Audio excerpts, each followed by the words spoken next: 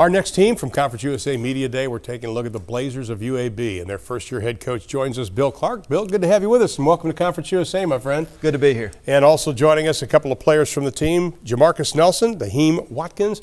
Gentlemen, good to have you here. You guys can relax a few minutes while I talk to your coach. You don't mind, do you? You don't mind if he goes first. Okay.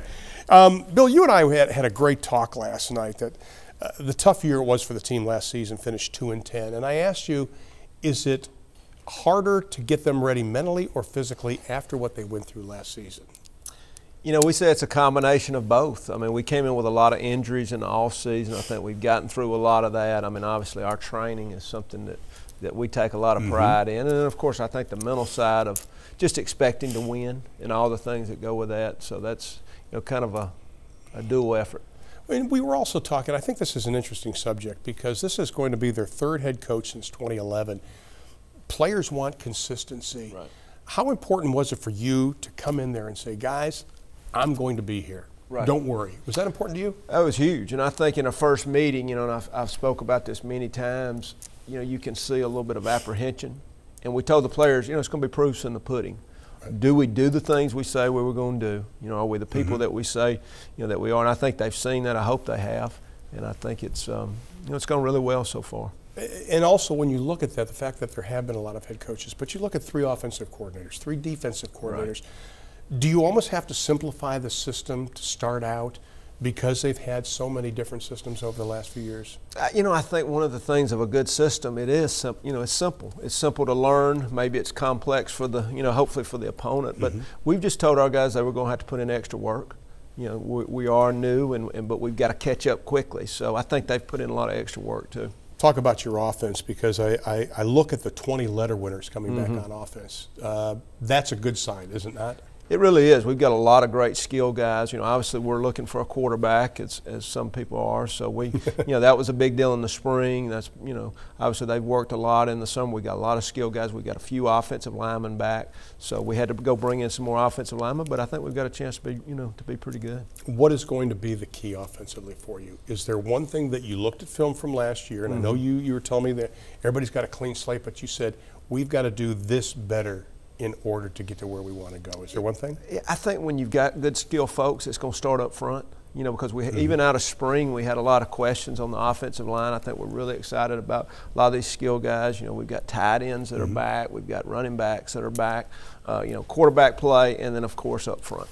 Now, you have a reputation as a defensive guy, and I think that's something you have to hang your hat on. Right.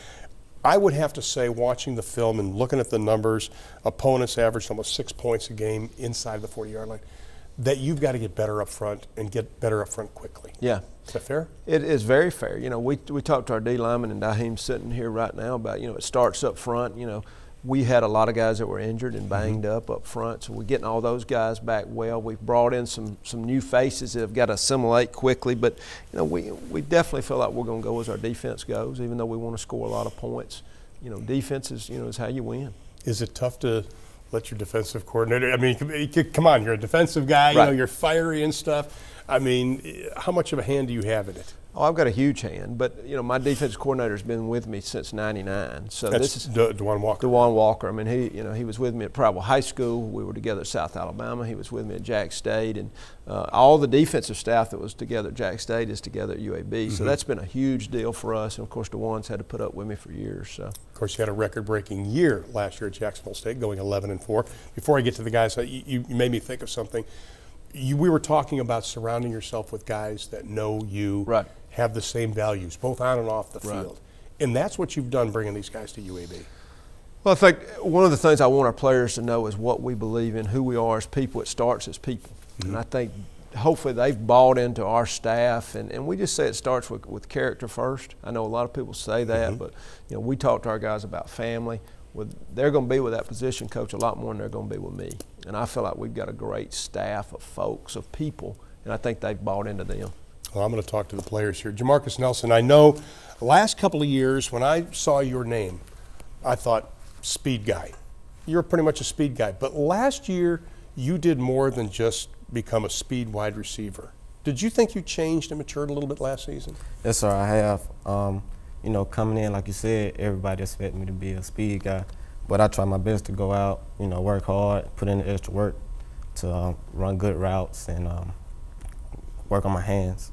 20 yards per catch last season, 42 receptions, 840 yards. Do you realize how dynamic you can be? I mean, when you look at a DB, can you tell that I can get by this guy quickly? Yes, sir. I mean, I just trust what my coach tells me to do, trust my speed.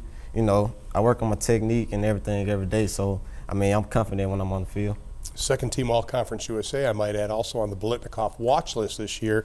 What also stands out, tied Conference USA for most 100-yard receiving games, and that is impressive considering the talent that's in Conference USA.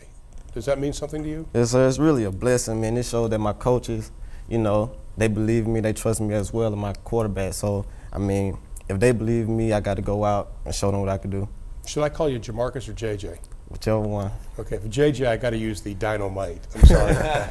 You guys are too young for that. You have no clue what I just said, but that's okay. Look it up on the internet later. Naheem Watkins also joins us in defensive end on the Marty watch list for 2014. We were talking about the defense. How it starts with you up front. What kind of a challenge is that this season?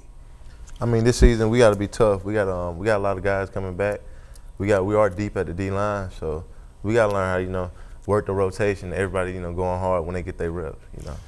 Well, you had 30 starts in your career. You're the veteran. When you look at the young guys, and you've been through a lot, obviously, different coaches, seasons that maybe didn't go as well as planned.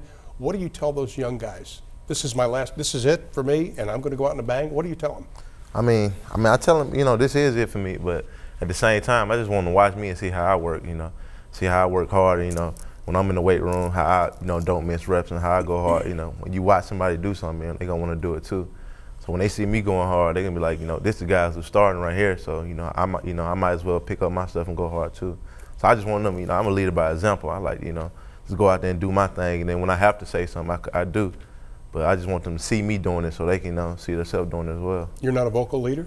I mean, I'm a vocal leader at times, but, you know, I've never been, you know, I always been real modest about everything I do.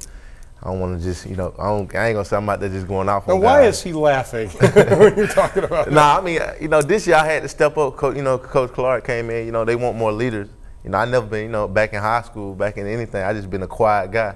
Right. So I like to lead by example, but this year I am stepping up. But I feel like leading by example is, you know, just the same as being vocal. You know, you got to be, like Ray Lewis, he went out and made tackles and he talked. So that made him such a good player. So I want to lead by example and be vocal. But don't you have to have that one guy in the locker room, and Coach, I'll have you answer this too, that when things are going tough, are not afraid to grab the guy by the face mask and say, you got to get going. Are you capable of doing that? I'm capable of doing that. You know, I know. Just not to me, okay? You know, thank you. No, I'm capable of doing that, but I just want to lead by example. I want to go out there and, you know, be the best player I can be, so I can, you know, so they can, you know, they can feed off me, and I want to be a vocal leader at the same time. But I feel like they, you know, they both, you know, weigh each other out. How about as far as leadership skills? Yeah, and I think that's what our guys are saying. We say it starts with what you do. You know, you're early, you stay late, you do the extra things. And I think that's what you got in both these guys. I think they're both humble. But I think there's a time in your career, as they just alluded to, you got to step up and say, okay, guys, you know, listen to what I say, but I'm already doing it. And I think they're both doing that. I want to touch before we let you go, one more thing about the quarterback situation, because I don't think it's clear-cut right now as you head into fall camp. Right.